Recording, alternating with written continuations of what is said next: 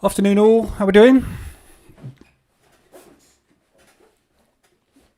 Afternoon Profstar, Diamond, Arseni, Bruno, David, Adrian. Happy Monday afternoon. Happy Monday afternoon. I've had Monday morning already.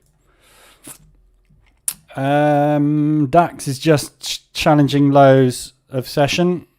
I'm a bit late today. We've got 5 minutes to the open. So let's have a quick look at pound odd. Just put an analysis in the live room, in the Telegram group. We are, because I know there's a few people in it. This level obviously is the point of no return now. We had these previous levels that we looked at where there were potential bounce points. This is the big low and sort of here-ish. So support and resistance is always an area. It quite often is hit to the pip, but it's an area. And this area is being rejected. So, afternoon evil. I think this literally is the point of no return. If we get down below here, I don't know where the pound's going. This is a combination of the Australian dollar strength as well, though. And the Australian dollar, if you look at the Australian dollar moves today, we've got a fairly weak. So we've had a reversal on Friday. We've retested that today. Just going to a second position short on the DAX. Aussie dollar Swiss, we're just about to get a reversal. The Aussie dollar is coming down today.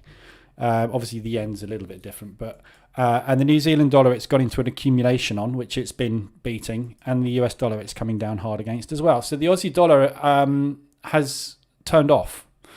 The New Zealand dollar pairs are not faring any better. So what we've got at the moment is a weak Australasian sector. And the pound, if you look at the pound, is starting to turn. Swiss franc's obviously a little bit different today as well, but it's starting to turn. We've got big US dollar as well. So against everything else, apart from the US dollar and the Swissy, which is strengthening up, we've got the pound starting to move. So I think there's chances today of getting some movement on this. It's a lovely 3-bar reversal going in at the minute. But we haven't hit this area. So this is ADR today. So this would be my area of not going any further on. Point of no return. But we'll see what happens with that one today. So DAX today, I put this trade in the group, in the Telegram group. Was looking at the control candle highs and this little gap out, gap up that we had, which broke out last week. We were up here, so I shorted it up there, and I've played it all the way down to there. I've just banked $800 or so on it. I've just hit target on the evaluation, but I've just taken another couple of positions on it as well, on the other account as a short.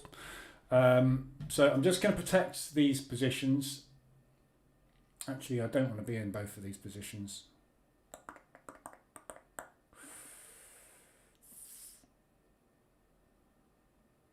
Do I want to be in these positions? I'm going to shut these down. That's another $50 I've just banked. I was in short, but I don't want to be in short at the open because we got a potential to be spiking up. And if that spikes up above these highs, I'm going to stop out on those. I don't want to take the loss on it, basically, because I've just hit target.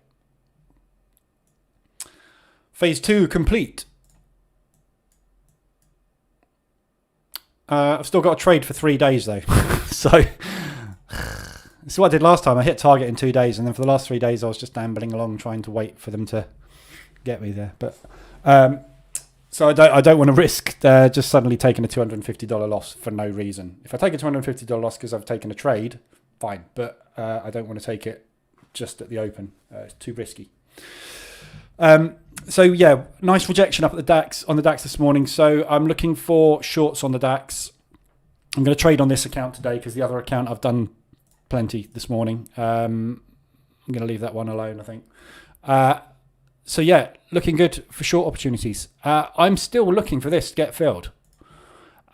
We keep trying, and then we don't, and then we try, and then we don't, then we try, and then we don't. And now we're going to try again. I think we're going to get just another range-bound move down to these lows over the next couple of days. So we'll see what happens.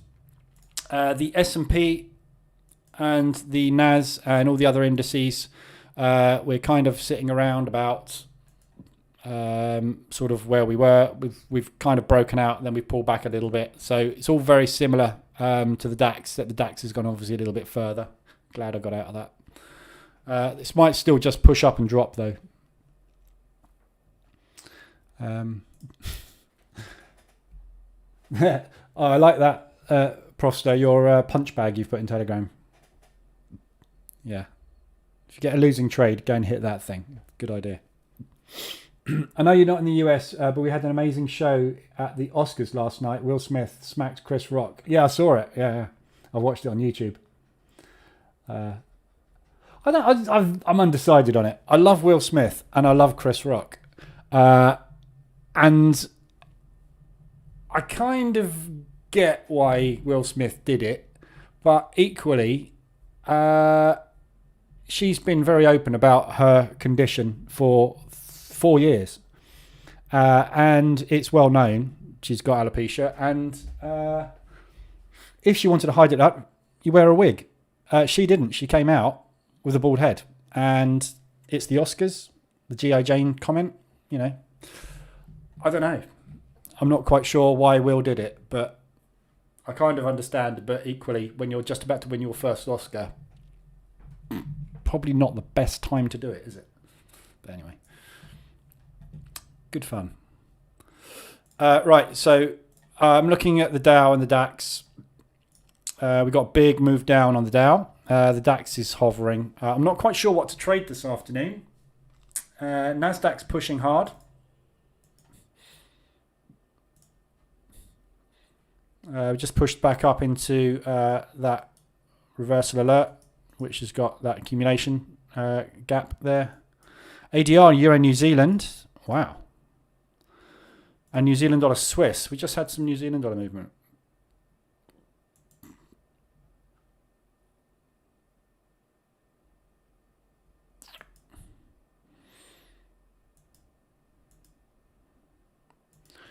We've got a strong euro as well. Again, this is backing up the euro, the pound strength. We've got strong euro. The euro and the pound are moving as one at the moment. So again, that's good news for the pound.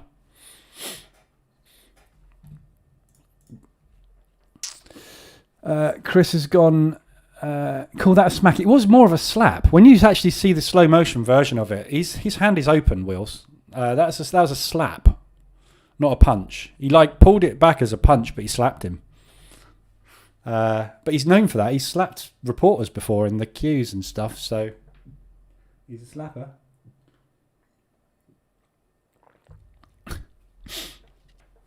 I love Will Smith though. He's brilliant. Chris has gone years talking about Will's wife. Sooner or later, even the nicest people in the world reach their boiling point. Yeah, definitely. You can only push people so far, and then they just go, give up.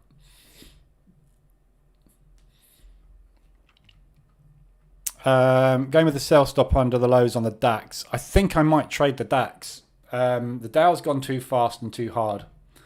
The Nasdaq is completely not got a clue what's going on. And the Dow's coming back down the other way. The S&P can't make its mind up either way. It's just sitting there going, I have no idea which way I'm going. So I think I might stick with the DAX for the minute. Just getting short. Look to do an opening range breakout short maybe on this. Let me just turn off the... I was testing something with the range bars in the EA. I was just testing their correlation with fractals. Because I was just doing a little bit of analysis of Bill Williams indicators. Let's just turn that off.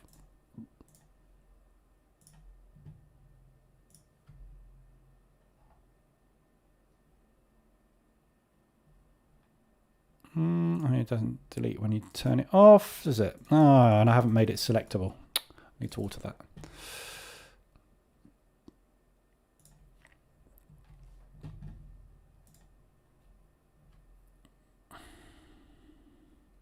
Okay, so I'm going to play a break to the downside on the DAX. Dow looks short. Nasdaq's. Talk about confusion. Nasdaq flies out and makes new high. Dow collapses. S&P just sits there sideways. Make of that what you will. Not a clue. There's no confluence at all in the market at all. Literally all of them are doing something completely different.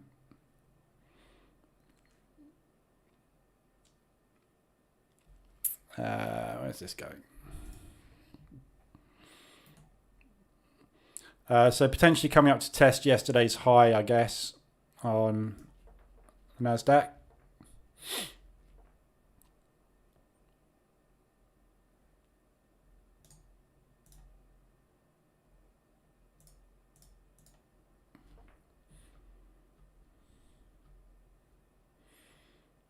Dow's fallen out of bed completely.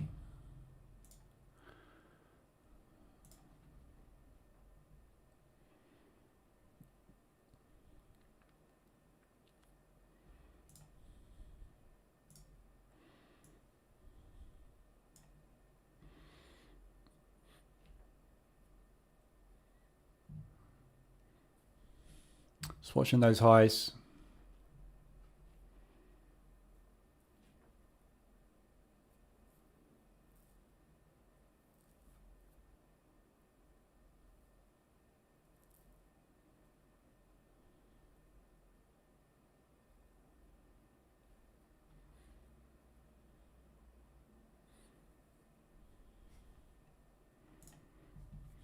Just putting another sell stop underneath the lows on DAX.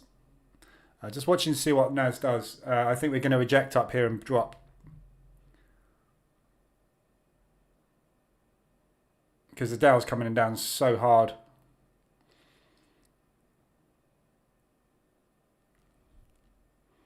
And obviously we've had this big drop pre-market, or rather we've had this big drop on the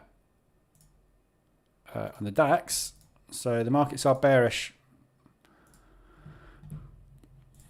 overall.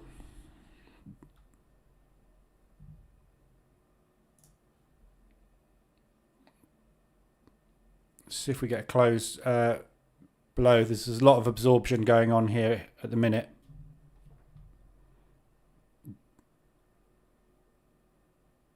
All the buyers' orders are getting chewed up. DAX is rejecting the 2050 area.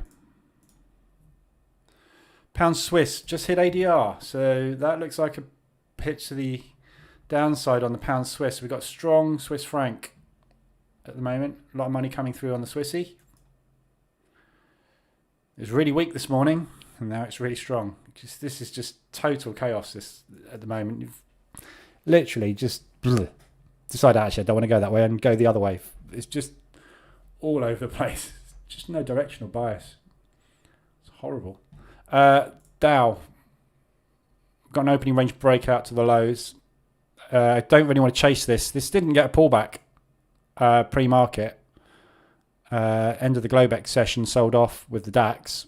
We didn't get a pullback, and we're flown to the downside. So, and the Nasdaq is just not stopping. The Nasdaq is off, completely the opposite to the Dow. Total polar opposite of what's going on.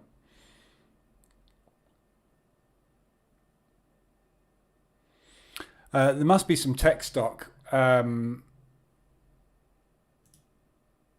Something's happening in tech at the minute. I'm not quite sure what.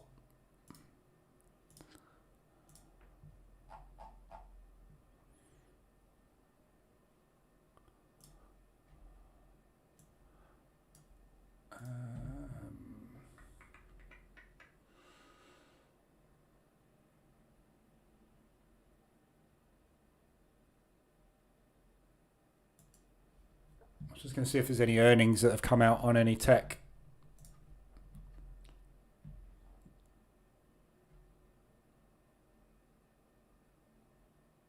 What's it, 28th today, isn't it? City, Beijing Pharma.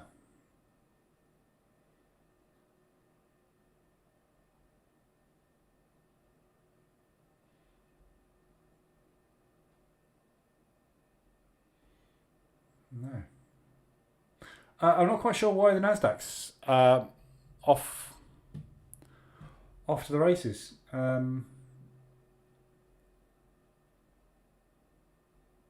Just look at large caps. Just see what we got. Large cap. Pharma Beijing. Nothing. There's not anybody know why the Nasdaq's off to the moon. Why the Dow has collapsed. Your guess is as good as mine at this point. If in doubt, sit there and watch it. Still going short on the DAX. This can pull back as far as it likes. We're just approaching 38 retracement. So watching 38, 50, 61 retracement for next leg down on the DAX. Let's see what happens.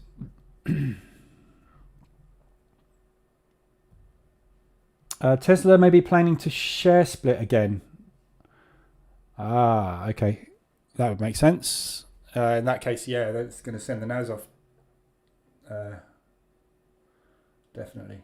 And also, any small cap stocks that Tesla is dependent on. So any chip manufacturers, commodity manufacturers, metal manufacturers that are large suppliers to Tesla. If that is going to happen, then their stocks will also increase. Tesla's up 5% pre-market. Okay, yeah, that makes sense.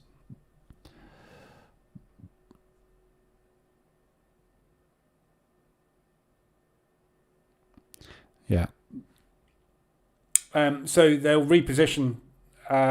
Depends when it's going to happen, but they'll reposition ahead of that, and then it'll go back to normal. So this is probably a good fade. The trouble with fades is knowing when to fade it.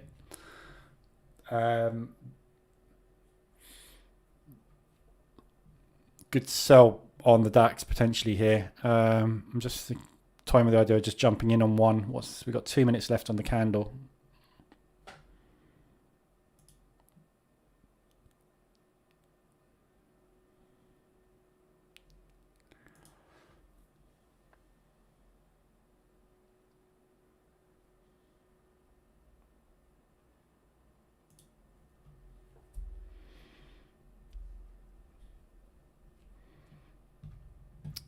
Just watching this this level here.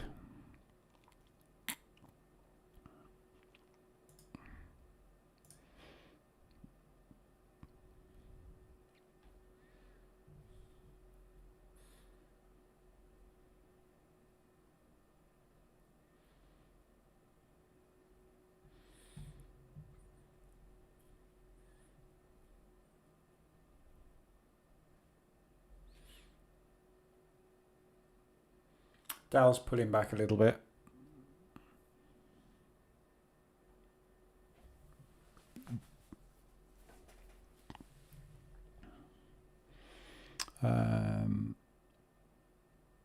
This is a bit of an early entry, but I'm going short one on the DAX. Cool, that jumped down then.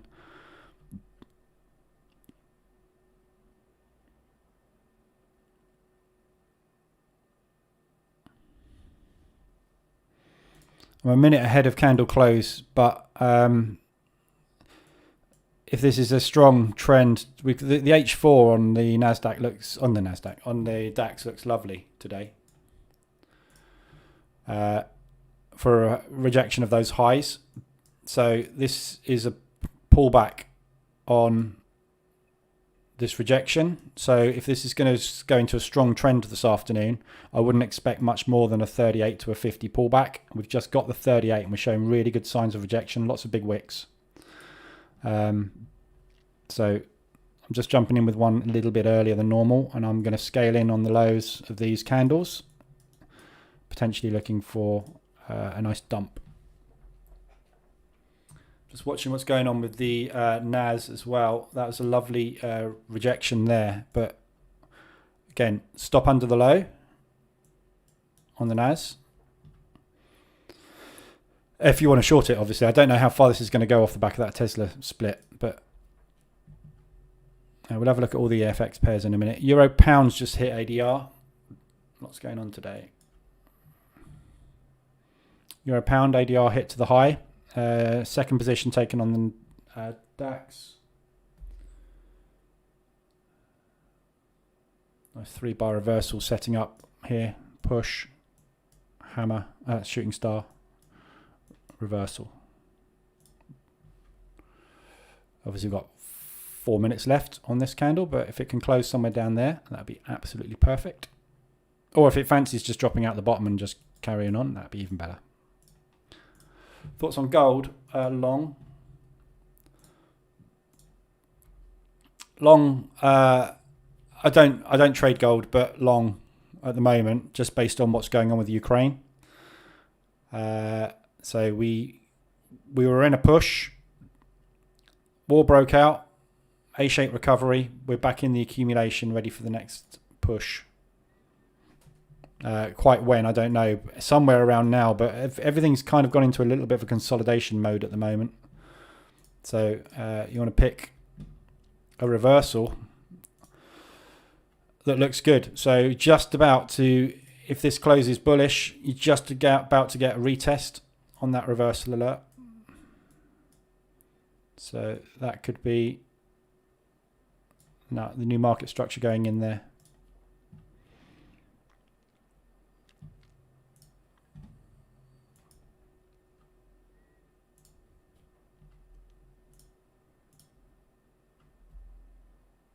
Of course, really volatile this afternoon. US dollar CAD is flying through the roof as well. Big, strong move on the US dollar came in just towards the end of London. Nasdaq's starting to roll over. So double bottom gone in there. If we break that level,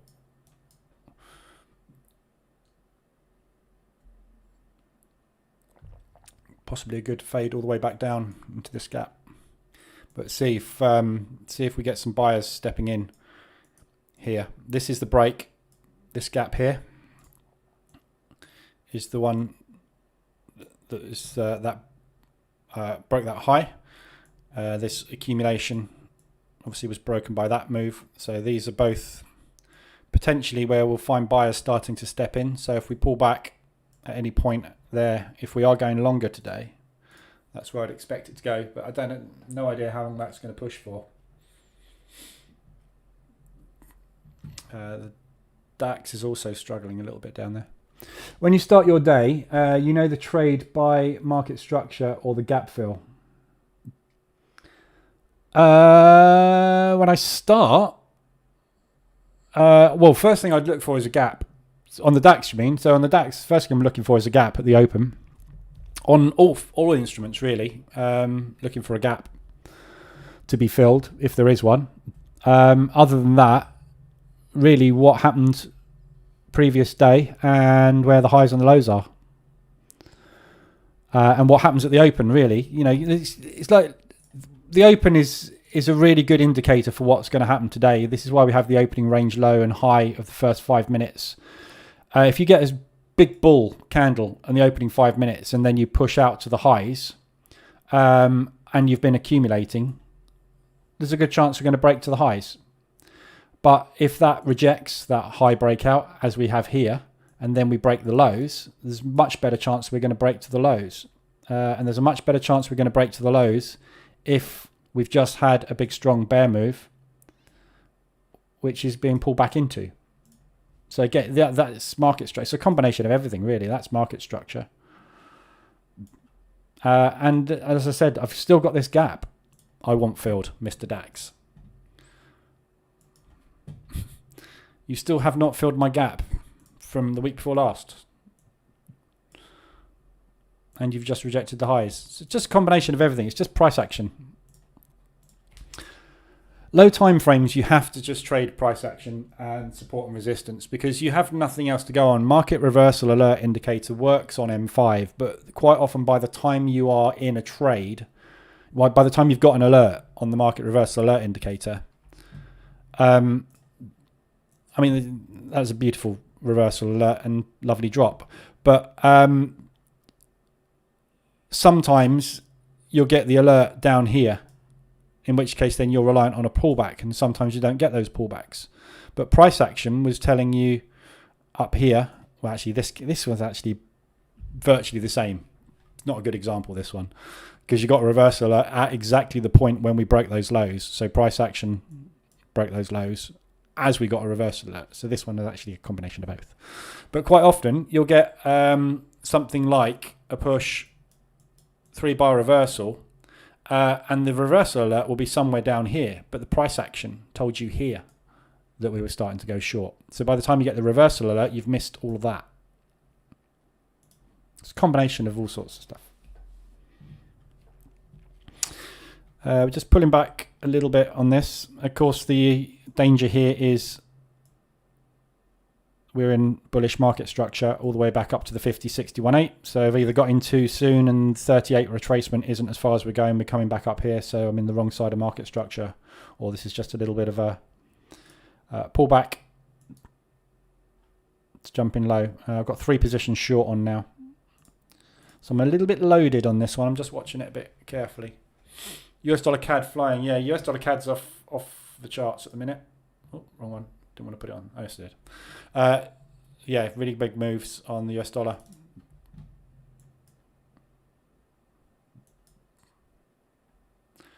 Aussie dollar CAD's pushing. Euro CAD off the charts. Massively weak Canadian dollar, basically.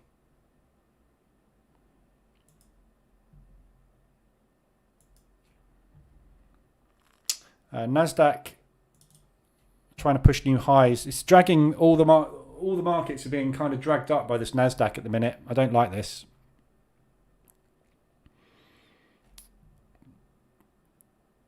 Afternoon, Rahat. So I'm looking for Nas to try and hold this accumulation and then turn.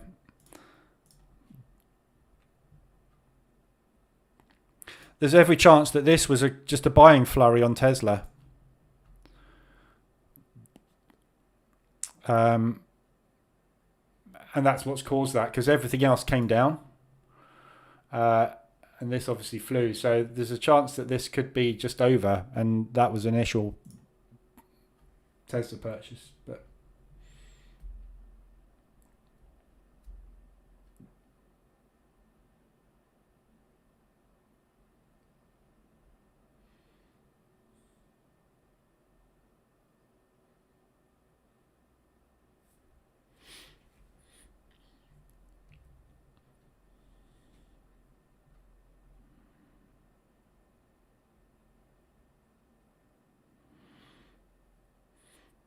if your MT4 is lagging, Profster, there's lots of ways to increase the speed of MT4.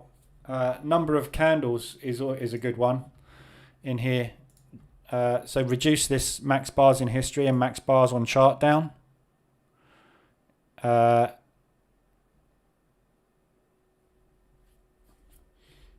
New Zealand dollar Swiss and CAD Swiss both 125 ADRs now. Big Swiss movement.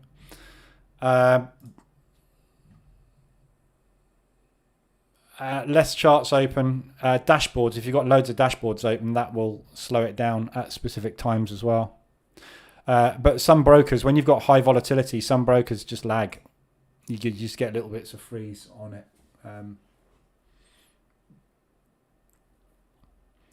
Quite often it's a good idea just to get rid of MT4. Just close MT4 down and reinstall MT4, and then just copy all your indicators over.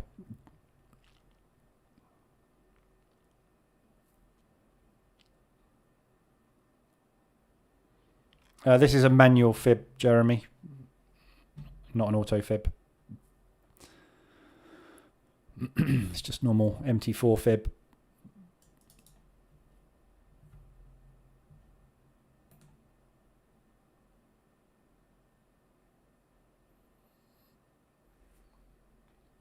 Now this is going for the highs. Didn't quite make a new high on that candle.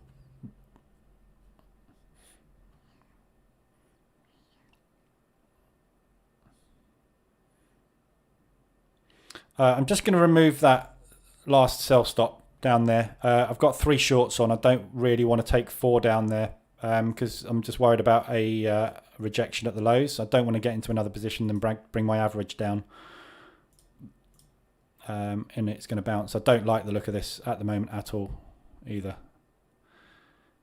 There's a lot of absorption of sellers here. We can't get new lows in.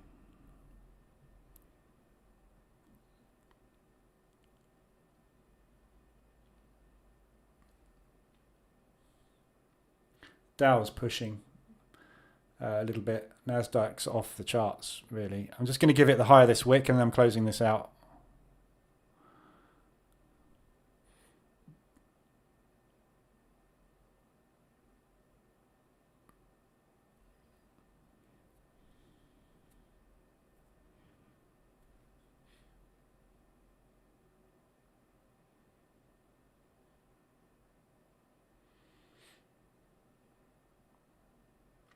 FTSE's coming down nice and orderly, which is one good sign. DAX moves quite a lot with the FTSE, and the FTSE's looking really heavy at the minute. So just these US markets are really flying. Dow is just in a decent pullback at the minute. Back into the opening range, big opening range on that this afternoon.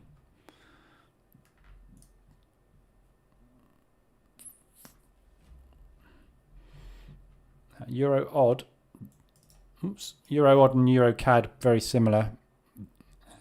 Sorry, one sec.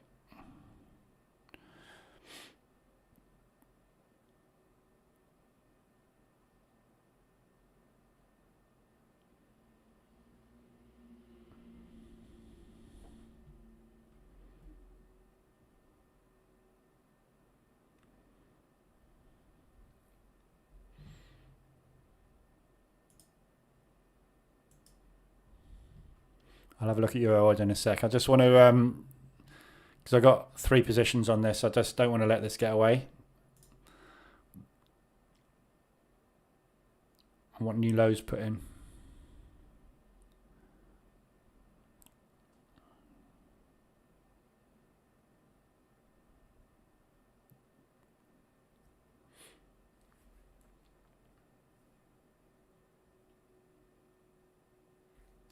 Okay, got some rejection showing on the highs on the Nasdaq.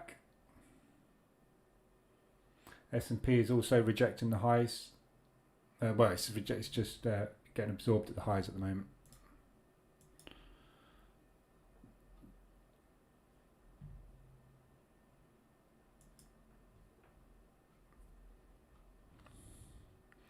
Just looking for just to want to break these lows, just to show the signs that there's more bearish price action. We're just doing an inside bar at the minute, which is worrying me because we're pushing quite hard on the other indices. There we go, got new lows. Okay, so Euro odd.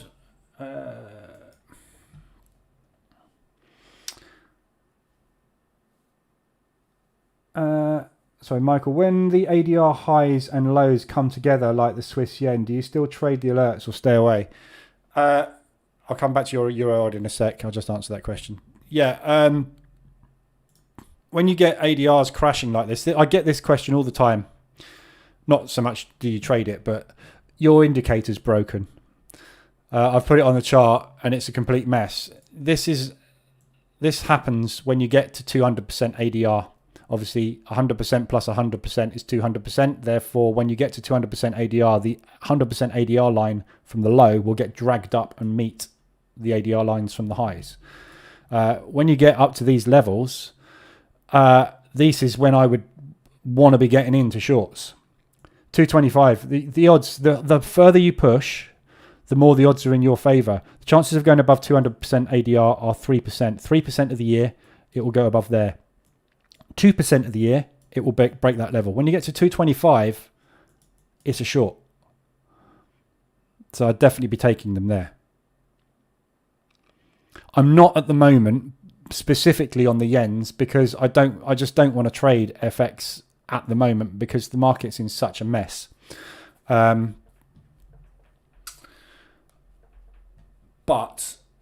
yeah, I mean, that the higher up, 150, 200 and 225 ADR is so sweet as a sweet spot for shorts, definitely. The thing with ADR is it's a measurement, obviously, of price movement. The problem with ADR and why you can't use it really on its own is because you don't know when it's going to turn. Just because something hits 100% of its average daily range, that doesn't mean it's going to stop there. When it hits 200%, it doesn't mean it's going to stop there. It could go sideways and then push up the next day and never come back. You don't know until you get there. But the chances of a pullback after a push that hard are very, very, very high. 97, 98%. But you can't time it. Just 1.1% profit hitting the lows. I'm just closing out the top position for 0.5.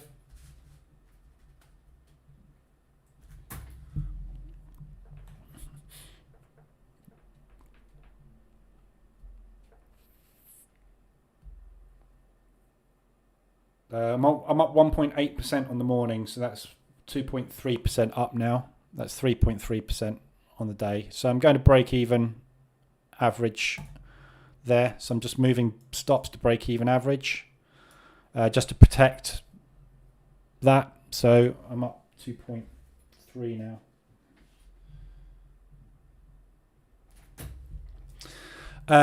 So yeah, I would definitely look at it. The yen pairs, though, at the moment are just so difficult to know. We've hit ADR on the yen pairs so many times in the last few weeks, and they just keep going. But it like I say, it's telling you the odds. You can't see it on this at the minute. If you look at something like Euro odd, let's have a look at what else we've got on ADRs. So Euro Swiss. So on a normal day, this is what you would expect to see happening. We get up to ADR early on in the day, and basically the move for the day is in. There is a certain amount that the market makers and the institutions can move a currency before it becomes unprofitable for them to move it further. So they will have a mandate to take price to a level. There are a certain amount of sellers sitting in the market that they can go and absorb those orders for until they run out of sellers. And at that point, you tend to have moved roughly what it normally does in a day, which is why it's the average daily range. By that point, it's hard for them to push harder because there's no sellers left in the market. Everybody's been stopped out. Everybody's been absorbed, and the market's going, you know what? This is pushed so hard it's coming down at some point. They become sellers, but they keep getting stopped out and they give up. So that's where you get the profit take move starting to happen, where the institutions that have been buying all day and absorbing all these sellers' orders then start their sell cycle to get out. On a normal day, that's what you see. So roughly 58% of the time, the market will stay within its average daily range because 80% of the time, the market is range bound.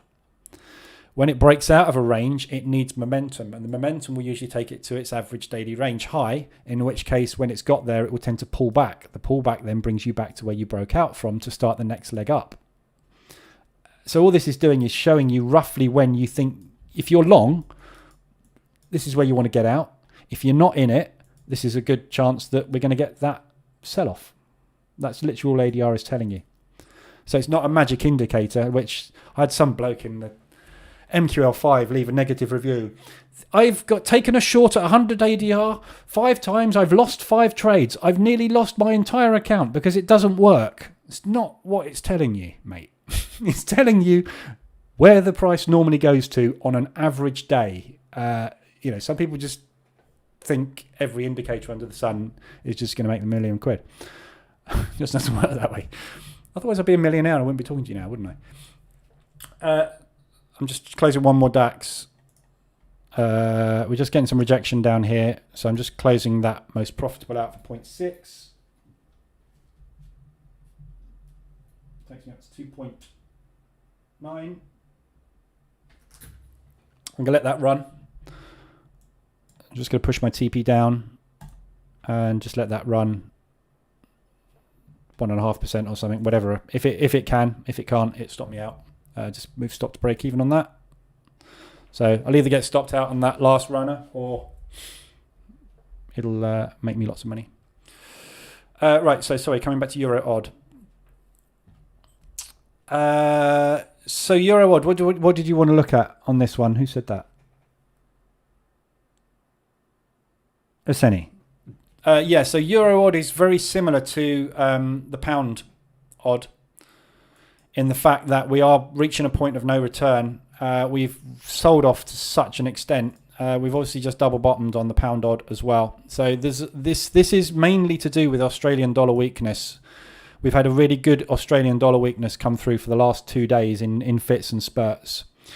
So this is obviously a nice bounce point. I would be very cautious longing the euro because the euro is stuffed at the minute, still stuffed. It's in a downtrend, and I mean the euro against the odd, it's not been too bad against the Australian dollar. It's had some, few little recoveries in there, but if you look at other euro pairs, it's in a downtrend, big style. At some point it's going to bounce, but at the moment, with what's going on in the Ukraine, with war being on the doorstep, it's how far are we going to bounce on this move. So if you draw a fib on where we've gone so far in this leg, there's a long way potentially for this to come back up. If it's going to do a shallow retracement, you've got miles. If it's going to do a medium to a deep retracement up to the 24, you've got miles and miles. Yeah, we got potentially 2 to 3 days of up on this, but that is going to only happen if the Australian dollar remains weak. If the Australian dollar decides to go neutral or powers up, this thing's coming down again because the euro hasn't got any strength at the minute. There's lots of extra financial outlays the Eurozone has now got to put into place because of the gas and oil supply disruptions with Russia. So they've got to find massive investment for new infrastructure. They've got to buy more expensive resources from other countries, which have got more expensive transportation costs in a market which is appreciating in oil and gas prices. So, everything is becoming more expensive for the euro. Inflation, they are still negative rates. They're stuffed, basically, financially at the minute, unfortunately. So you're going to get these little pullbacks, but I just don't think they're going to last. Yeah, look at that last 8-hour pullback. We haven't had anything since. This is the biggest pullback we've had in 2 weeks. I just really, it's a beautiful textbook technical long, but technicals are just not working at the minute. So hard to call. But obviously it's gone nicely today. We had a reversal alert this morning and it retested absolutely spot on retest, and we haven't looked back. But that is mainly because the Australian dollar, obviously against the CAD is a little bit different, but the Australian dollar's been weakening against everything. It's gone sideways. It's even losing out against the New Zealand dollar, which is a lot to say because New Zealand dollar is really weak as well. Been really strong as well. So it's hard one to call that. But any of the euro pairs, if you've been in here for any amount of time, I've been shorting everything euro for the last 18 months. I haven't really lost a euro trade.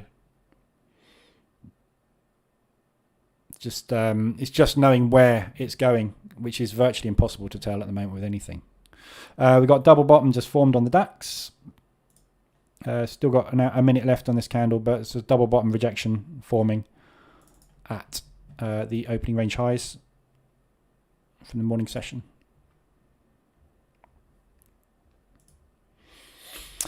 So that was Euro odd. Jeremy, first time watching. Could you briefly explain the significance of the different chart colours, rectangles?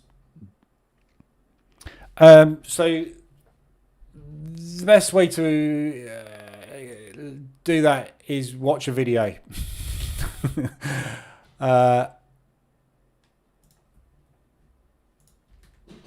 I can't go into it in detail. I've recorded hours and hours of videos, as I assume you're talking about this one. Obviously, this is the market reversal alerts indicator. So in a nutshell, this signals market structure breaks. So shifts in market structure. So market structure is that. When market structure breaks down, you get a market reversal alert to tell you that the structure is breaking and therefore we may be starting a sell cycle.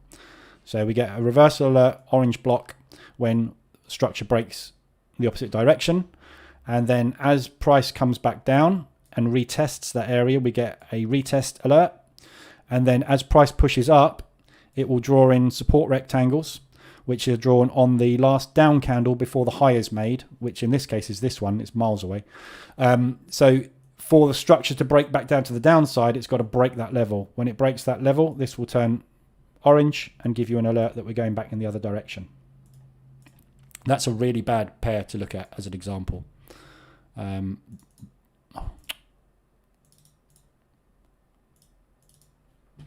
So there's a good example. That's not a good example either. What hasn't moved much today? New Zealand CAD. No, that hasn't got any reverse support rectangles drawn. You can't see anything because of ADR. To tell you what, the market is so screwed at the minute. Indicators are all very difficult to read. So reversal alert was up there. We had a reversal alert straight out there. That was a retest, but I have a retest set on 3 candles, which means that didn't alert because I've got it set on this one. But again, it's explaining the videos. So this support rectangle is drawn on the last up candle before the new low is created. When we break there, that will be the reversal alert long.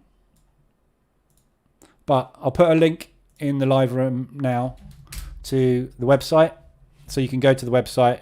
There's videos galore on there explaining market structure, reversal alerts in detail, all that sort of stuff. But that's in a nutshell.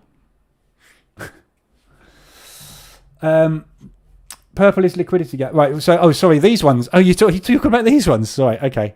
This is what's called a wide range bar. You call it maybe liquidity gaps. That's what I think Mike Huddleston calls them. But these were invented by a guy called M.A. Perry. And these are a wide range bar. A wide range bar is a candle which has a larger body than the previous 3 candles.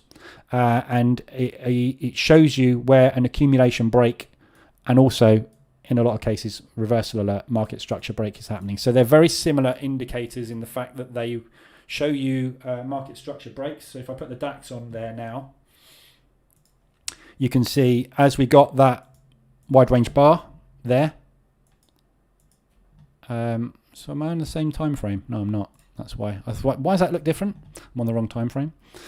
So as we got that wide range bar painted, we also got a market reversal alert. So this is the WRB indicator. Some people call them liquidity gaps. Some people call them propulsion gaps.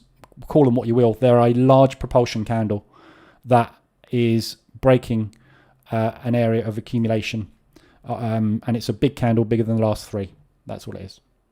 And price comes back and tests these areas. So you can see there's a propulsion gap. Price came back in, tested it and dropped. There's a propulsion gap there. We slammed through that one. We're just tapping into a propulsion gap now there. And basically what propulsion gaps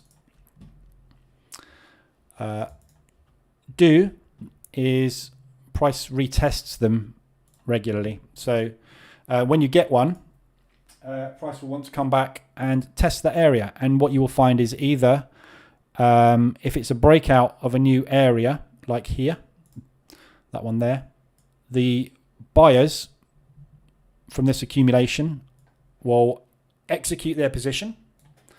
As price comes back, they will defend where they entered and add new buy positions, pushing price back out. So you'll find a lot of the time when you get these propulsion gaps, they get defended. Yeah, that one there got defended. This one here immediately pulled back into and defended. We're pushing back into this area now. When we get into here, if we're going to go bullish, this is where the buyers will step in at the back of this accumulation here. Buyers will step in and push price higher. We're pushing down at the moment. Accumulation, propulsion gap, pull back into there, drop back into this area, and then we'll see if the buyers can push back out. So these are just basically, think of these as war zones. Yeah. This is the buyer's area. They're going to want to defend this. This is the seller's area. They want to defend this. Someone's going to win. Someone's going to lose. One of these is going to get broken. Here, buyer stepped in, pushed away. Buyers stepped in, pushed away. Sellers went, no, we're stronger than you, and pushed it down. So they just show you where the battles are going to take place. That's the best way to explain it. But they're called WRBs, wide range bars. You can go and look up M.A. Perry, WRB. That's the man that invented them many decades ago. Way before certain other educators out there picked up the idea and called it something different. Not mentioning no names. Everybody's got a different name for everything in trading. So DAX is just pushing down out of this WRB. Sellers are stepping in, adding to their orders.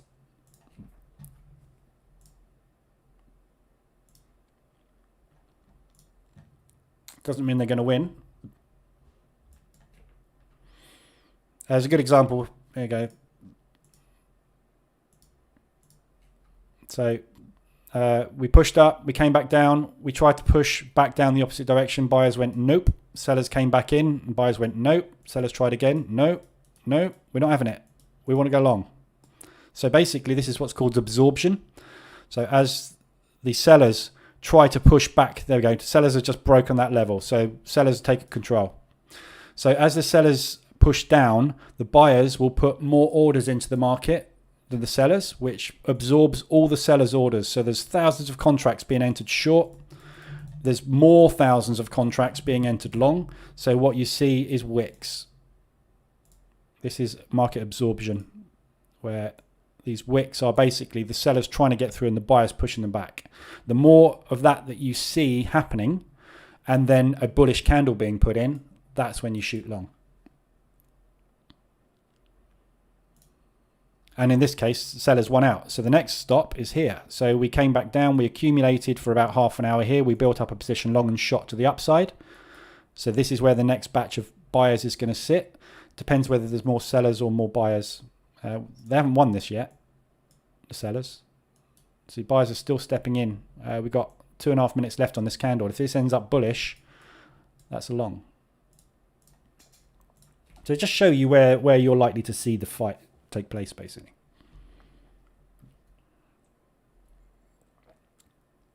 And obviously, we're looking at a market reversal alert here, which is a confirmation. So when the candle closes below the last down candle before the up move happened, that is a confirmation that market structure is potentially shifting to the downside.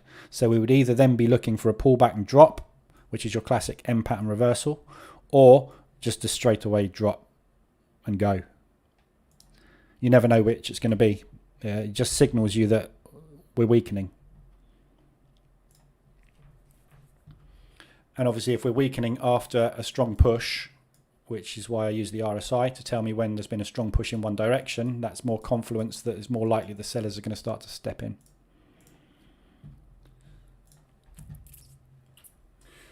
The S&P is really confused at the minute.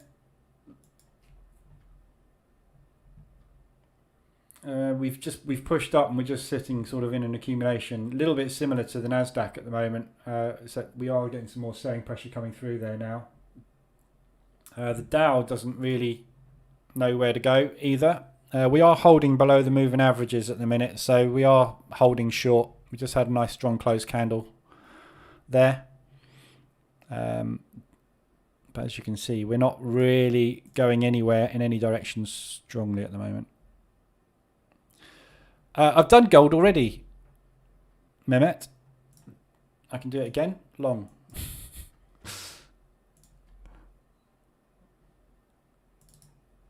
So we were trending nicely. War broke out, sent gold through a spiral. Then when everyone went, actually, no, it's not. No, we don't need to worry about it. And then we came back into the accumulation. And now we've broken out to the highs again. So we're looking for pullback long, holding the 20 moving average, 24 moving average. Pushing up into there, and we'll see if there's any sellers in there that want to get involved. But timing it, you just had a reversal alert and a retest on M15. Nice W. If you're going long. But I'd be more long than short on gold at the moment, just because of the war. More likely to buy tangible asset, commodities.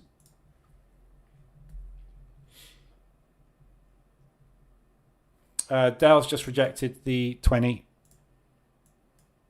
So sell stop under that low.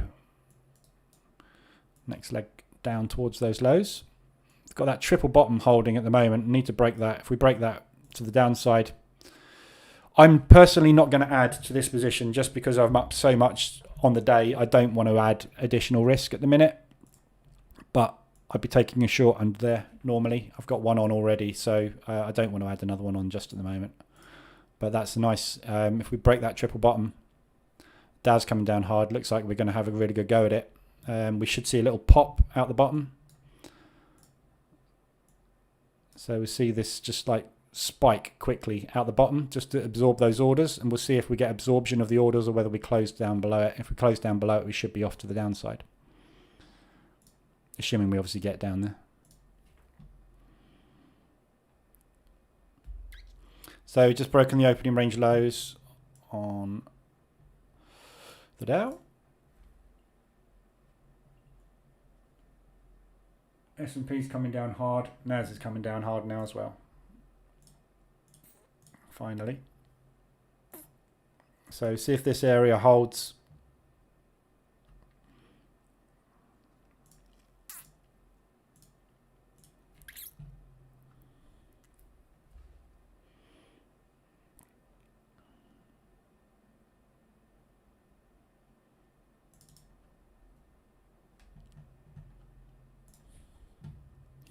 Look at these ADRs, look. So we've hit the average weekly range. So we've done 150% of the average weekly range of the US dollar yen in a day. In fact, in 2 sessions, we'd hit that by the end of London. And all these yens, these are massive pushes for a Monday. Massive pushes for a Monday. 125 of the entire weekly range of these instruments have been done in 2 sessions. So it's no wonder they all collapsed this morning up at these highs. 225 ADRs. So this could be the start of the yen move, because we've had such a strong move. This is kind of like the very final push out the top, bullet shooting out the top and getting, no, we're not having any more of this. This is too high. We've got to break the accumulation, though, that have preceded it. So we've got to get through these accumulations. We need to break yesterday's low. Not necessarily today. If we can do some kind of that and then break it tomorrow, we're off. And that's the problem we've had in every attempt to break the lows on the yens. We've not managed to. Every time we've pushed down, we've not managed to get through the previous accumulation. We've pushed up. So we've got to break these lows. So tomorrow, if we can break the previous day's low, we've got a good chance, I think, on them. RSI's still massively extended on all these yens. There's quite a few things getting extended now. The pound odd and the pound CAD, obviously, for longs. Pound yen for shorts. New Zealand, obviously, all these yens are still massively extended. The only other things we've got extended are Aussie dollar, New Zealand dollar is extended above the 75 level, which is what I'm looking at the moment. And the pound odd and the pound CAD, which we obviously know about. We've been looking at those for weeks now. Seems like weeks. Aussie dollar, New Zealand dollar. That came off of 150 ADR nicely this morning.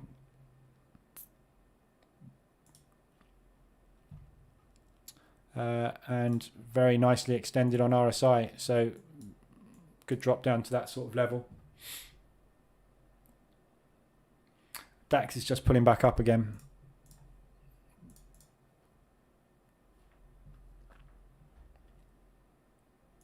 So these triple bottom so far holding. Potentially starting to look like a potential reversal on the indices.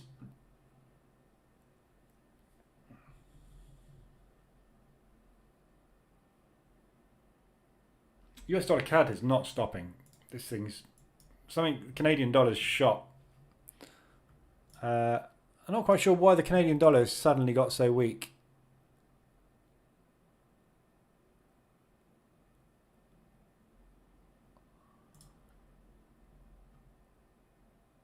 Fear and greed index has now officially gone greed.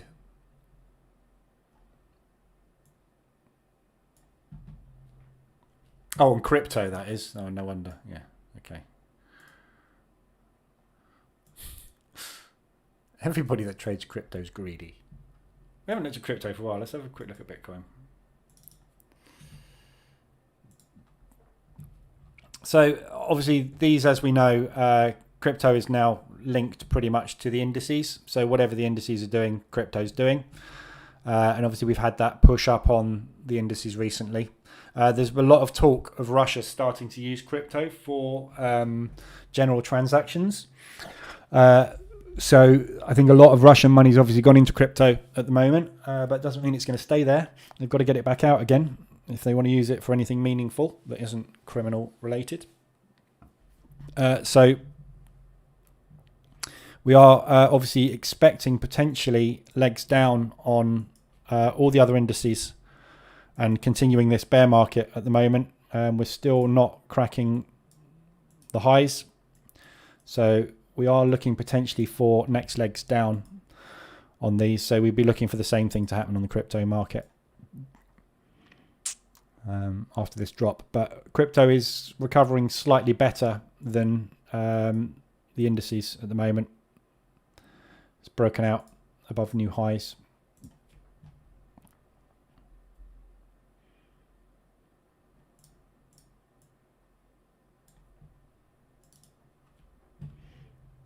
So that was the support that broke. So it's held today. So as long as we have an update today on the crypto, who knows where that's going? It's going to double top somewhere, probably up there, or those lows there. So that zone there really, I think, would be a very, very, very max on the crypto.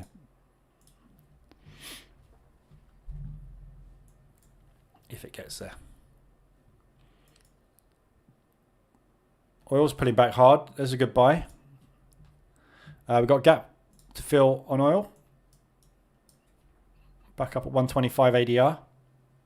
Lovely bullish engulfing. Just gone in on oil. Again, oil, no reason why oil should not be a long.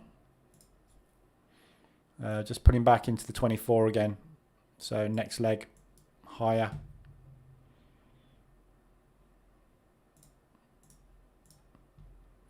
We got OPEC on Thursday this week. So that's when we may get some new movement on oil. We've got crude at 3:30 on Wednesday as usual, the inventories, but it's mainly OPEC which is potentially going to move oil this week.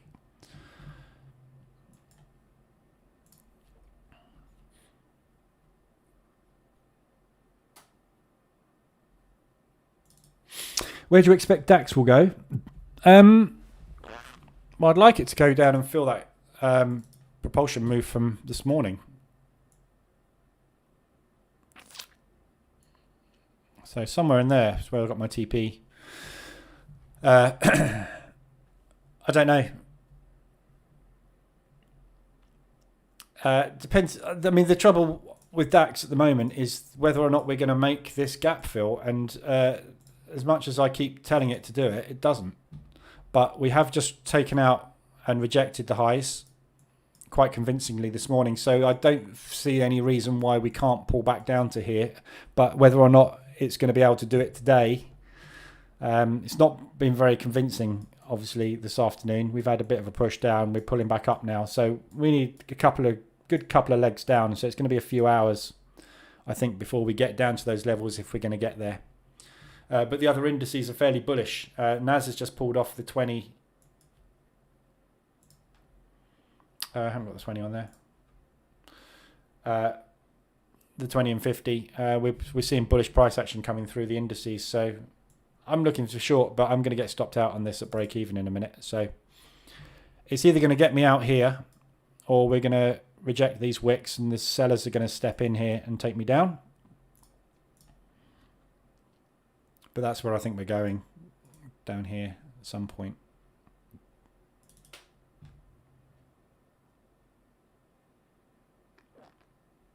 I'm glad I didn't take that additional position short at the lows, because literally we've only got that out of it, which is probably about 2/3 of a percent. Sorry, 0.5%. So it's not a bad entry, but it's too bullish. The other indices are too bullish today, really.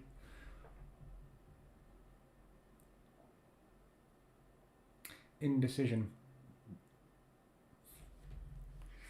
You have to bear in mind it's non-farm payroll this week as well. So there'll be a lot of money sitting around waiting for non-farm payroll.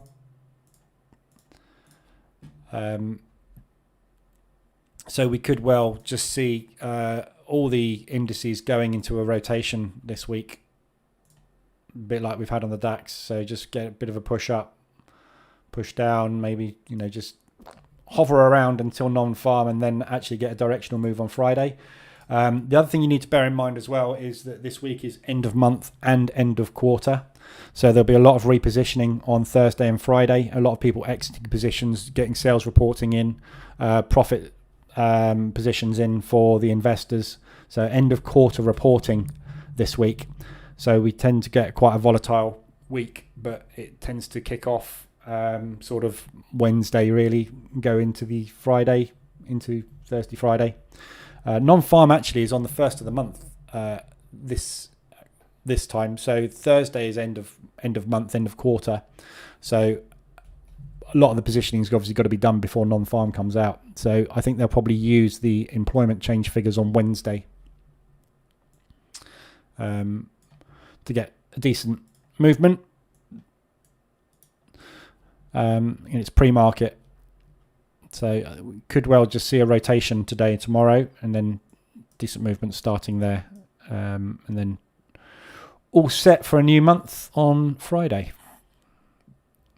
I'll be very glad when this month is over, and I'll also be 50 grand richer because I just got funded with MFF. Well, I assume I've got funded. I've hit the target, so just got to sit here for 2 days and press the trigger, which I might do now.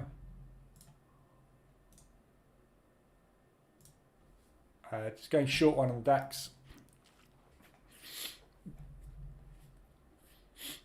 On my other account.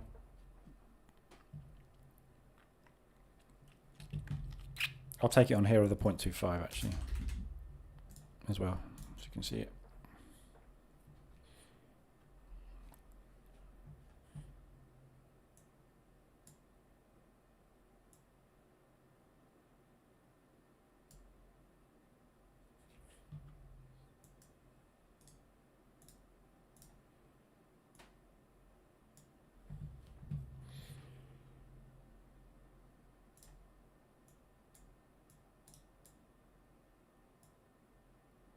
Second entry under those lows.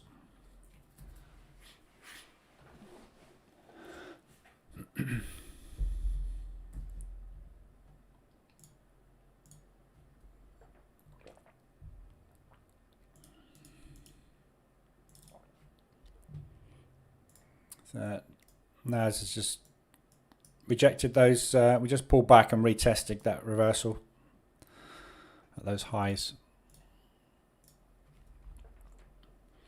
So we are starting potentially a bearish move, but obviously we have been bought up out of this area. So at the moment we're not quite sure where we're going. We need a bit more bearish price action on the US indices really.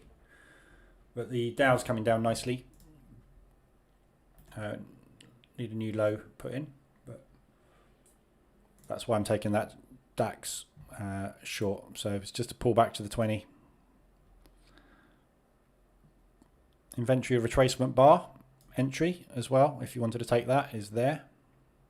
And then the inventory retracement bar entry there. So there's 2 short entries in line with trend.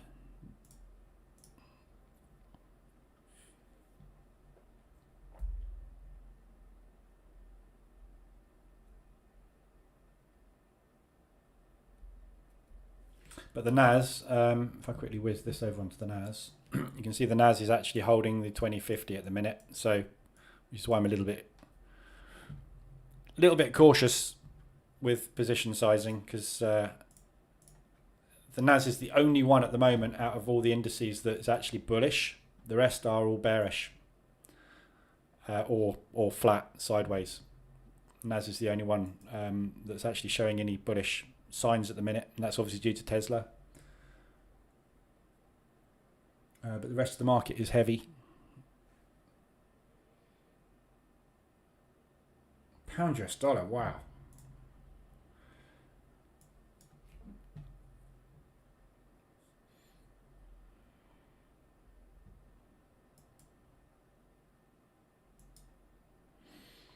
Oh God, pound odd.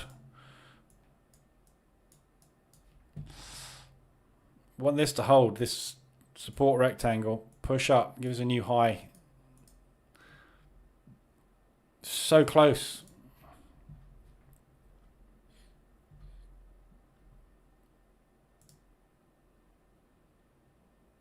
We're in an expanding range at the minute. Really, really, really nice divergence on the RSI. Really bullish divergence. Loads of it. Looks really good for a long. We just say this. We need to crack this. We need a 125, 150 ADR day out of the pound. Or equally as weak on the Aussie dollar.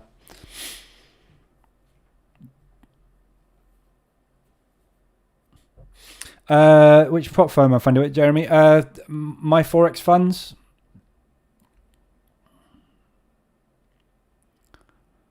My Forex funds. I didn't realise how big they were. I've been aware of them and known about them for a long time. They're actually paying out more than FTMO and Top Step at the moment. Because they've got slightly more realistic rules that you can actually trade by. You can hold at weekends, you can hold overnight, and you've got a much bigger daily drawdown allowance than the others. So actually I can go into £2,000 worth of drawdown in a day and not worry about it, and then make £3,000 the next day. With Top Step, I've blown my account and I'm back to square one. So they're actually really good. I've never really looked into them in any detail. So, yeah. Second short on the DAX. I'm 3 short now. Just...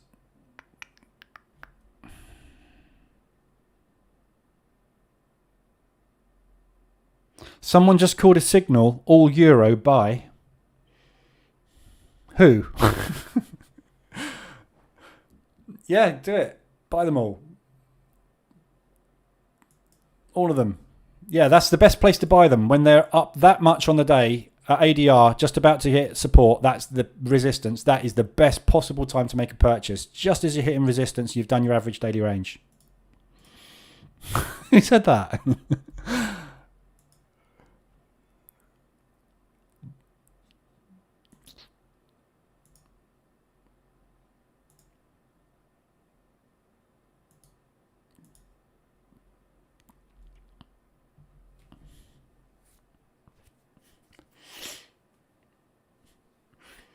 Digital Pit. Be very careful with Digital Pit. Jeremy, just in you saying you're trying them too, plus FTMO and Digital Pit. My first bit of advice would be do one. You can't concentrate on 3 evaluations at the same time. You can, but save your money. Do one. Pass one. Make sure you know you can do it first. When you've got one under your belt, then go for more funding. But get your first funding first. Because if you think about what you're doing, you're basically tripling your risk on 3 evaluations If you fail all 3 of those evaluations, you've lost 3 evaluations. Yeah. If you do it on one and you get yourself funded with 25, 50, 10k, whatever it is, then yeah. But if you do 3 at the same time, you're just asking for trouble. We're just rejecting those lows down here.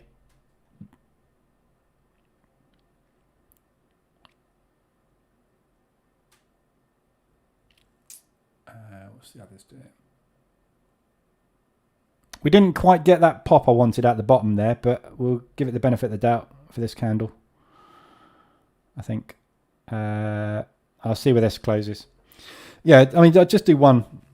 But my Forex funds is, yeah, I mean, they're really good. The back end's really good. I can't find my back end now.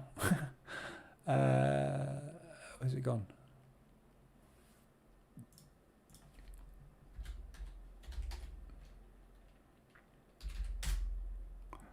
So they've got a really good reporting back end as well. That gives you loads of information, and everything obviously is updated constantly. So you can see your P&L, your live P&L in there, which is really nice. There's a lot of them that I don't update daily. They update, they only update daily. They don't update live. So, you know, if I hit the refresh button on this, it changes. It's regularly updated, and it gives you everything you need to know in there, all your trailing drawdowns, your max you've ever been to on the account, everything. And the other thing I like is this button. Lovely. Whenever you fancy, just give me some money, rather than we will pay you out on the 15th and the 3rd. You need to complete all this paperwork. You hit the payout request button, you get paid. It's just really good. Digital Pit. What concerns do I have over Digital Pit? I looked at Digital Pit in detail when I was looking and researching. I've got them here. First thing was their website. Somebody said to me, I'm looking to go with Digital Pit. So I went to their website, and the website was down. First alarm bell. A prop firm whose website it's a WordPress website, and it had a could not connect to database. So I was like, right, okay, alarm bells are starting to ring on this one. I don't know them. They haven't been around that long. They haven't updated the copyright. It's just stuff. I'm from a web design background, right? And I look at stuff that I know should be automatically updated. Like if you're a big firm with a web development division, etc., this is going to be a PHP script that will update automatically, not be manually updated by you. So this tells me that they actually established in 2021. If they're only a year old, there's better prop firms out there. If you do a search on the Whois database for Digital Pit, which is something else I do when I'm researching everything.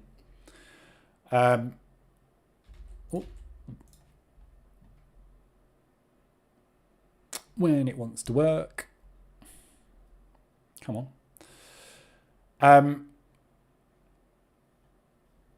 You can see that Digital Pit was registered. It's with GoDaddy. It was registered in 1999, and it was updated in September 2021. So that's when Digital Pit prop firms started. It may have been registered then, but everything changed in 2021. So it's a new prop firm. So I always check out who they are. They're based in Singapore.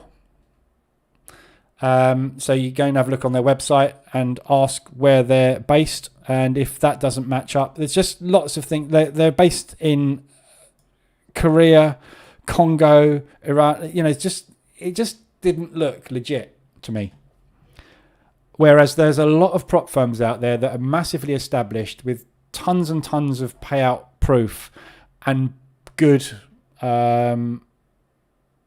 trading conditions that you can use. The other thing is, I think they use TradingView as a trading platform as well. I seem to remember, were they the ones? I can't remember.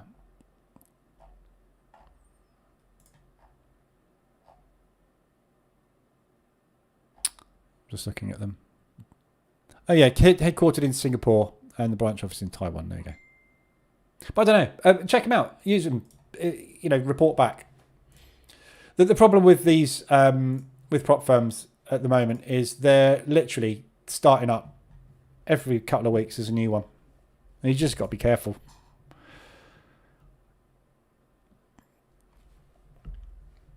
No, I've still got my Apex account. I'm closing this out 0.4%.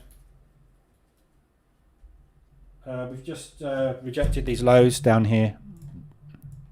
Oh, blow me! What's my pen? With that triple bottom, we're just rejecting that triple bottom. I don't like it. Might well just collapse. If it does, it's fine. But another 0.4 in the bank. That takes me up to 3.3 for the day, and that will do me for the day.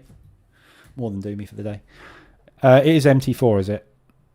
On that one, yeah, it might be MT4 on that digital pit. There's just a few things. It's just like you do your due diligence on these prop firms, and you just got to be, see, people like my Forex funds, Top Step, FTMO have been going for a long time. A lot of traders are trading with them, and yes, some of them have got very difficult rules. Top Step, predominantly, they keep changing the rules constantly. They keep changing the goalposts.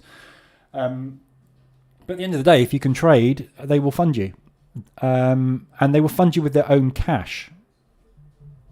So a lot of the prop firms out there, like Digital Pit, they don't fund you. They will pass you off to a third-party prop firm who will evaluate you. So you're not getting funded by the company that's doing your evaluation as well. There's a lot of them out there. So, but they might be absolutely fine. And if you want to use a trade copier to trade across all three, that's great. But just bear in mind, if you blow one account, you blow all three accounts. So why not just do one and save yourself 2 evaluations? If you can get through a prop challenge, brilliant. You can do it again. If you can't get through a prop challenge, why triple your risk? That's all I would say on that. There's nothing wrong with new companies. New companies start up all the time, and a lot of them are very legit and very good. But there's lots of them that have disappeared. Yeah, there's some big prop firms. I had a problem with Elite funded ETF, Elite Trader Funding. I went with them and did a futures evaluation with them, and they screwed me. Basically, they closed out all my positions because they thought I was on a different evaluation. They thought I'd broken a rule. When I pointed out the fact I was on a different evaluation, they went, "Oh yeah, sorry." I was like, well, it's a bit late. You just closed out $645 worth of loss, which I shouldn't have taken. And the market tanked after that, and I would have made a load of money. Are you going to give me that back? No. I'm not using you anymore. You're crap. But,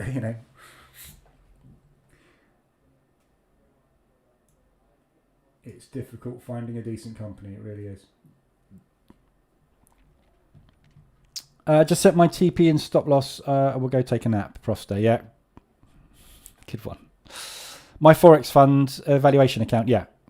So yeah, Jeremy, I've just passed. So just in your comment, yeah, I've just passed the evaluation on that.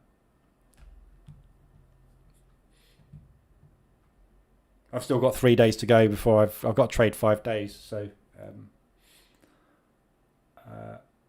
I've hit the target. I haven't hit the trading days, so I just need to take some trades for the next 3 days. I'm still going to trade normally. US dollar Swiss has just started to reverse. US dollar CAD looks like it's starting to top out as well. 150 ADR. So we might see the start of a pullback on there, which means we might see some indices strength coming through. I do like to view my charts better on TradingView, but it sucks that it doesn't appear as though they have options for EAs to be placed on there. Yeah, I don't know. I don't use TradingView at all. I'm MT4. Always been MT4. It ain't broke. There's nothing wrong with TradingView. I like TradingView. There's loads of stuff I like about TradingView. But equally, there's loads of stuff I don't like about it. So pick the platform. All charts are the same stuff. It's just pick the one that you are comfortable with. When you've been trading for such a long time, you kind of get used to it, and having to learn a new software package is just a pain in the backside. I haven't done an evaluation with the 5%ers, Mace. I know of them. Very difficult rules and not very good profit splits.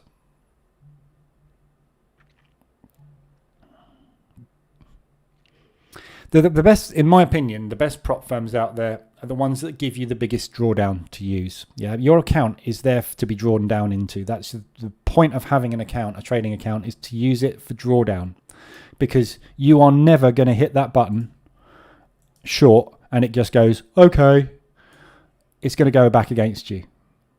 Yeah. You need to be able to use your drawdown. And so many companies have really, really tight trailing drawdowns. So you go $1,000 in profit and this comes back by $1,000. They'll stop you out and close your account because you've hit your trailing drawdown. No, I'm back to break even on my trade. The fact that it went into profit and came back does not mean I've made a mistake. I mean, I'm a bad trader. It means that your rules are crap for trailing my trailing stop down and then coming back. That's rubbish.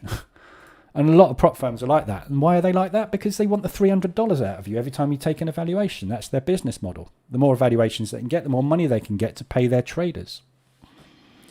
5% is one of those. And they got a bad profit split. Well, they had. I don't know. They may have changed. I haven't looked at them for ages. But you just have to do your due diligence with these people. Just challenging these highs on the DAX. Double top potentially holding there. So we are holding this zone. So where we pushed up at the open and accumulated, this was the initial break. The sellers are holding this zone at the minute. It's just not very convincing at the moment. Dow's pushing up. The Nasdaq's pushing up on new highs.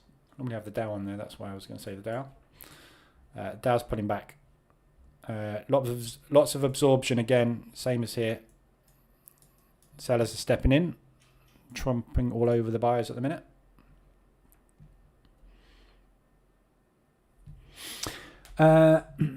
Is there any reason you chose the 50k rather than the 200k account? I don't need more than 50k to make money.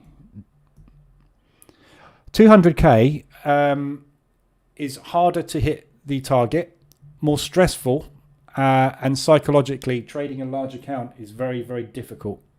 I've been there and it's hard, which is why I work in percentages. You see me working in percentage gain rather than in monetary terms, because a percentage gain on my account is the same across all account sizes. But psychologically, you know in the back of your head, if you're on a 200k account and you've got a 1% gain on your account, you've got 2k in profit there. And if you have a 3% target on a trade, for example, it's very hard not to take that £2,000 and put it in the bank, because it's a lot of money. With a 50k account, for me personally, the amounts are more realistic. So I would look to make somewhere in the region of $300 to $500 a day, and I can make that in 2 trades. One trade. 1 or 2 trades. So if I can do that every day, like I have today, I haven't lost a trade so far today. I've made 1, 2, 3, 4, 5, 6, 7, 8 trades, all profitable today. That's not a normal day, obviously. I have losing days as well. But psychologically, it's easier to trade smaller accounts. And you don't need more than 50k. It's lovely. If you're trading $1 million account, you have to if you haven't traded a large account before, put it this way, right? If you've gone from trading $500 accounts, $1,000 accounts, maybe $5,000 personal accounts, right? The jump from a $5,000 personal account up to, which I did, a $30,000 to $50,000 personal account is huge psychologically. When you're hitting that button, you're going like 3 lots short. Like I'm 10 lots short on the DAX at the moment. Psychologically, for most people, that's like, Jesus Christ, this thing, every time it ticks, it's $15. Every tick, right? That was 15, jumped up $15, jumped down $15, jumped down $30, jumped up $30. Psychologically, people just can't handle that. If you make that a 200k account, every time that jumps up and down, it's $50 potentially. That really, really weighs on your psyche. And to pass the evaluation, you've got to do a massive amount. So you've got to take massive contracts. What I'd rather do is get a 50k account, and then every 10% I make on the account, they will scale me up to, I think they take you up to 65k or something. And you just gradually grow it, which is a much nicer way of trading. Less stressful.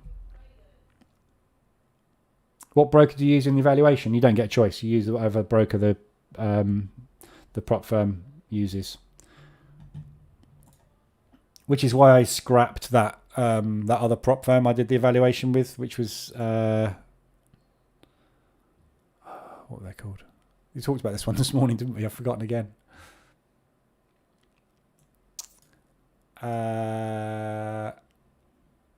Funded Trading Plus, because they use 8cap, and 8cap have the slowest execution time I've ever experienced in my life. They're awful. I asked them about the execution time as well, and their answer was, we want to try and replicate normal trading conditions. At normal trading conditions, you will not get filled instantly. I beg to differ. I get filled instantly on all my ECN accounts and have done for many, many years. If you have chosen a broker that is an ECN broker that cannot do instant execution, I suggest you need to change your broker rather than bull crap me that you are trying to replicate trading conditions. That's not the case. They were slipping me by up to 30 points. I don't get slippage of 30 points on anything. You see that? I take trades here. Yeah, I've taken a sell here, executed. I'm in. Yeah, I didn't slip 30 points. It didn't take 3 seconds to execute my trade. It's just utter rubbish. But the trouble is, you don't find out this stuff until you actually pay the $300, and by then it's too late. So, I do actually want to be in short there. That's not really where I'd like to get in, because we have just made a new high, but we are triple topping. I'd rather have a pending order below these lows, but I'll take that. I don't want such a big stop on it though.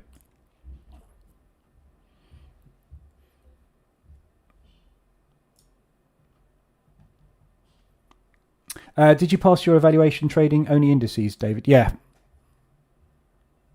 I think so.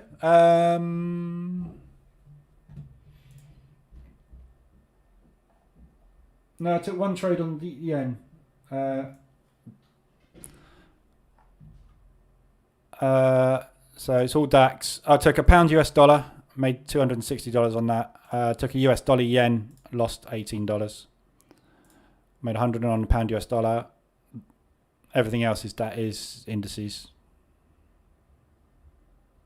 It's all indices. I took a couple of FX because I'm monitoring. You can't quite see it on this one. If I just expand it down, this is that's the view I have on my other monitor, like this. Yeah, and I've got two portrait monitors either side of my main monitor. So I'm monitoring all the majors and all of the indices at the same time.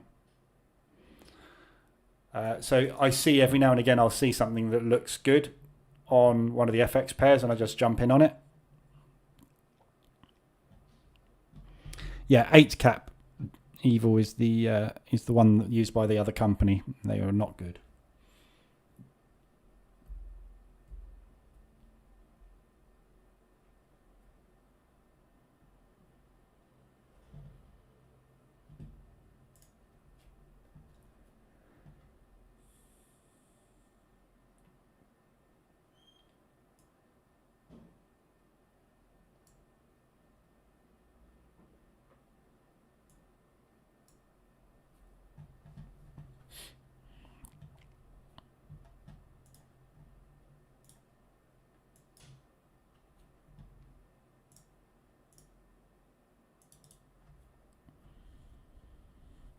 So there's a good example, Jeremy,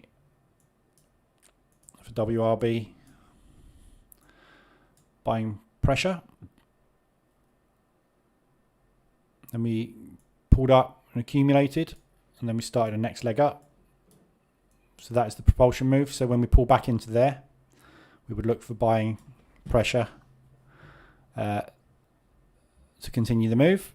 If it breaks down below there, we'll probably come back down and retest this area to see if there's more buyers wanting to step in down there. But we've just had a reversal alert to the downside.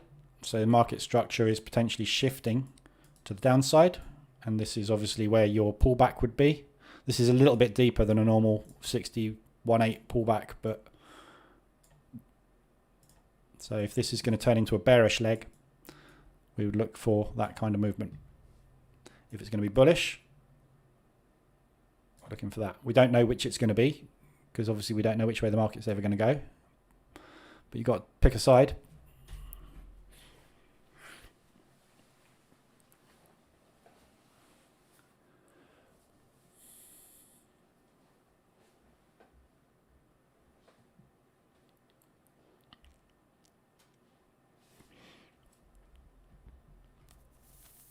So the DAX, I'm just stopping out above this high if it gets up there.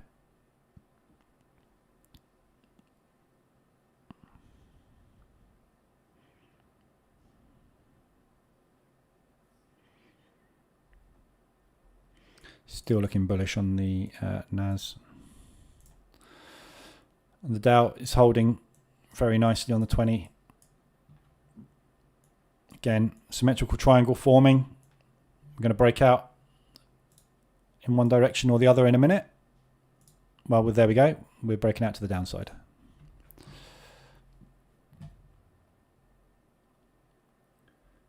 Jesus Christ, what's that?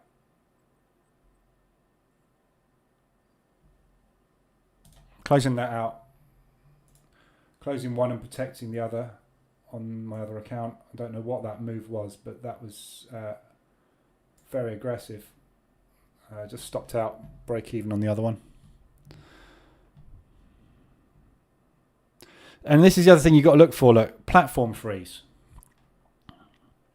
On high liquidity, you get platform freeze on some brokers. Forex seems to be doing this more and more at the moment. Didn't see what I got there. I think that was 0.3.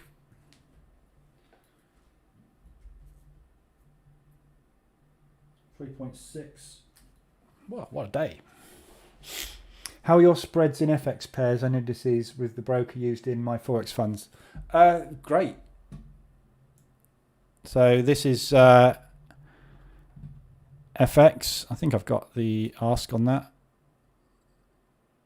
Yeah, so you can't even see it. Look, it's tight as anything. You just got a little spread there on the Aussie US. New Zealand dollar, US dollar is like 8 pipettes. The biggest spreads are going to be on the indices, a lot of the indices, but they're tight. The DAX is fixed, look. The DAX spread is fixed. It doesn't change. It's 1 point. It's really good, their DAX spread. And the Dow is variable, sort of between 1 and 4. But it's all tight, really tight. See, there's no... there's hardly any spread on anything. It's really good.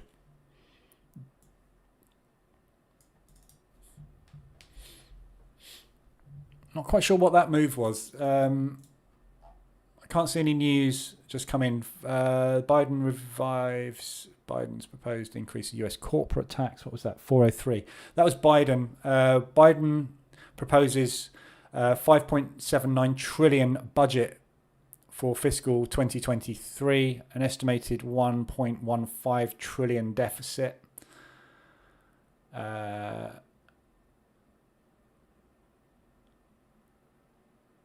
Top individual tax rate would climb from 37 to 39.6. Still behind us. We're 40. Budget reviews. So that was just a spike off the back of Biden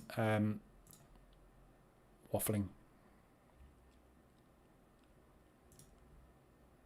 Market didn't like it. So started the next bear leg down anyway. Nice little scalp.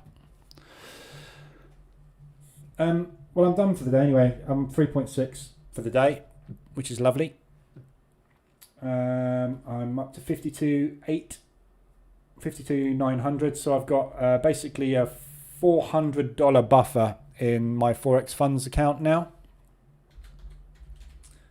And I've got 2 or 3 days. So that hasn't updated yet. That will update in a minute. There you go. See, that's my actual. So these figures here are drawn live. These figures are updated kind of once every 5 minutes or so. So I've got $300 odd of buffer there in a minute. And I've got a trade for 5 days. So I've got a trade tomorrow and Wednesday.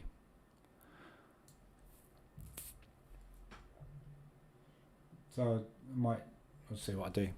I overshot by a couple of thousand in the evaluation, in the first evaluation, but I think I might keep this one a bit tighter. I don't want to lose it. It's always tempting to show off, because they also give you, they pay you on your evaluation as well. So they give you your refund on your evaluation, and they also pay you for the profit that you make. And I think they give you like 1 or 2% of your profit. So if you make 10 grand, they'll give you $100 or something. So you get a little bit of a bonus, which is quite nice. So it's tempting to try and hammer home a load of profit, but obviously that runs the risk of overtrading and getting yourself into trouble. So opening range low 2 held on that spike. So opening ranges, the opening range 2 is 1.5 hours into the session. And quite often you'll find that will become the high or the low of the session. In this case, probably opening range 2, I would say, is probably the high of the session. We're going to push down. But that did hold, so need to be a little bit careful now. But if you need to trade anymore, obviously. And obviously, this is where we were targeting. If you're still here, Profster. I don't know where was your. If you here, Profster, where was your target?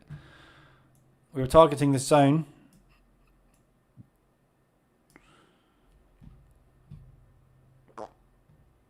So I don't know where your target was, but if you were 50%, we've hit it. If you weren't 50%. Quite often these get filled by 50% and they go mad, so be careful. He's playing FIFA, isn't he? I bet he's playing FIFA. I told him to turn everything off. He's not answering. Right. Right, let's have a quick rundown of where we are with the FX pairs. Still massive extensions on all of these yens. So with the Aussies, oops, wrong one. That's 4 hour. So Aussies, we've had a push back up, so not really any movement so far on Aussie CAD.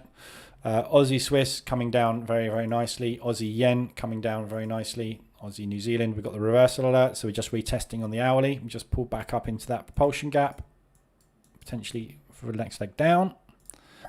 Aussie US coming down very nicely. We're just running into accumulation down here. We've got 2 areas of accumulation, that one there and this one here.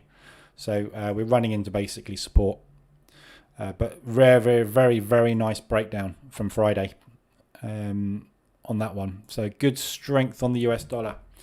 CAD Swiss breaking down hard. We've got a weak CAD. We've got a strong Swiss. So this is obviously the perfect storm. So we've got 150 ADR on that. CAD Yen, beautiful reversal alert. A-shaped recovery on this move. This looks more and more and more. The more I look at this, the more it looks like this is going to be it for these yens. Oh, stop selecting the wrong thing. We just need to get these accumulations broke. So as soon as we get through the first low of the previous day, that's a really good, I think, chance for drops on all these yens. So Swiss yen, again, nice big push down, A-shaped recovery completely. The euros all pushing up very nicely, but obviously starting to look like they want to turn now. Not sure about these longs. I mean, it's all got an opportunity to go wherever it wants to, obviously, but the euro is so hard to take long positions on. This is much more, for me, a strong, fast pullback. Basically, all the sellers that have entered here are trapped in negative. So everybody that entered that breakout short there has their liquidity up there. They're trapped short. So this looks like a short squeeze at the minute. Push up, take out yesterday's high. Yeah. Get everybody to go long on the breakout and then short it and collapse it. That's what I would be doing if I was a market maker at the minute. Yeah, I can't. This is more of a pullback short for me on these, but I'm just not trading anything FX at the minute because it's just all over the place. Lovely 3-bar reversals forming on everything. Euro yen, good nice move down. Euro New Zealand again stalling up at the highs, and Euro US dollar pushing up. It's interesting. We've got a strong US dollar, so that's fairly strong for the euro by the looks of things. Anyway, we'll see what happens with that. Pound odd. We didn't manage to get the reversal alert on the hourly. We have got a lovely 3-bar reversal that's formed. We've double topped out of that propulsion move, that accumulation drop. So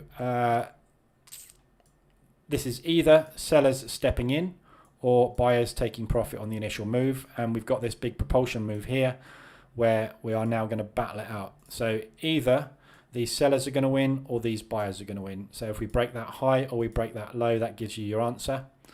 So hopefully we'll get this high broken here. Then we're going to run into this accumulation. We need to push up. Obviously, with everything to do with this pound odd at the moment, every move to the upside is going to be hit with resistance. We've got massive accumulation resistance there. We've got one there. We've got one here.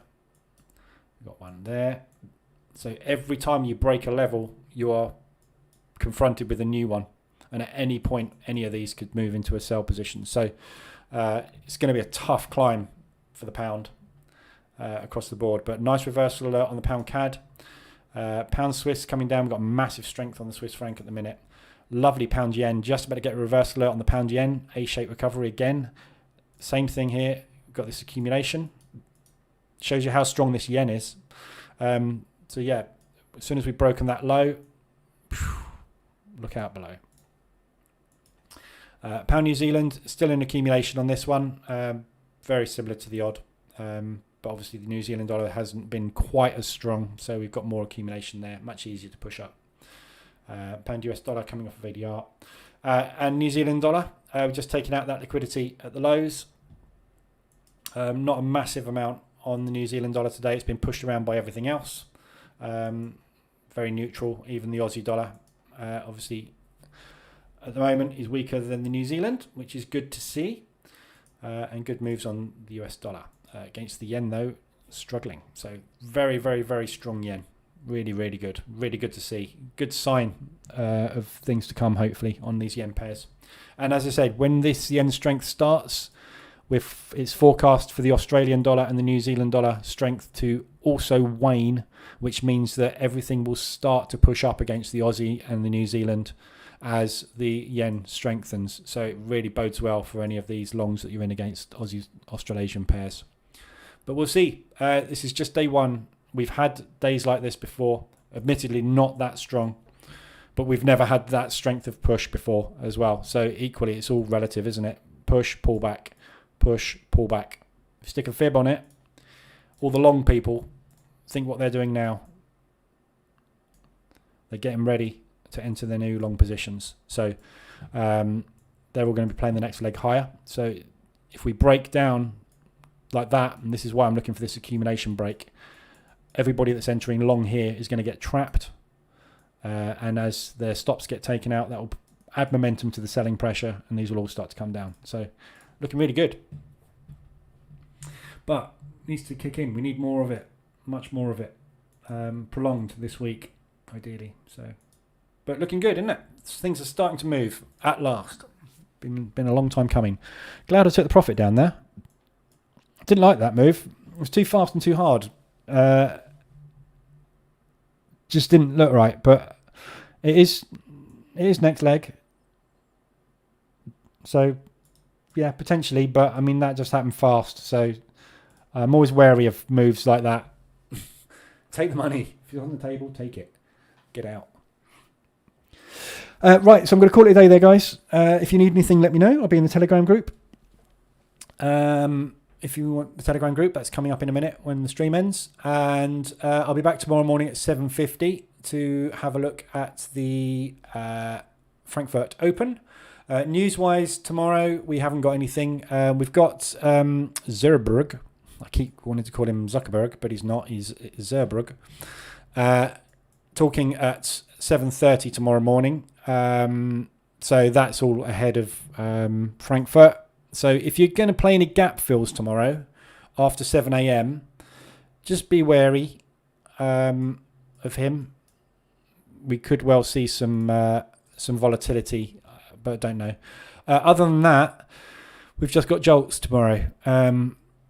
So no real volatility expected. Wednesday's our main volatility coming up, so not a massive amount of things to worry about overnight. There's no Australasian pairs, no Aussie or yen or New Zealand dollar pairs to look at overnight. So we are looking like we're starting next leg down. I'm really tempted to take another short on this, but I don't want to overdo it. I've done loads today, and I don't want to overtrade. You get to that point where you think you're walking on water, and all of a sudden it stabs you, and it's better to just walk away with what you've got when you've made it, and call it a good day.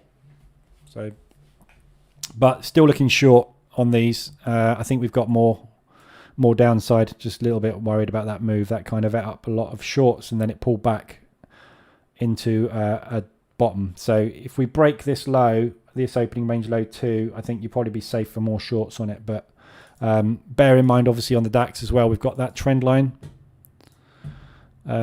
from previous that we've been respecting. So that's going to be this accumulation. We're going to hit that down here somewhere if we get there.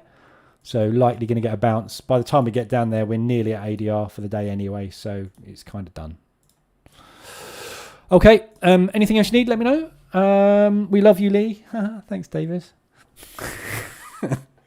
I can't say I love you. You're a man. Sorry, I don't mean that. I'll be back tomorrow morning at 7:50. If you need anything, let me know. Otherwise, I will see you then. Have a good afternoon.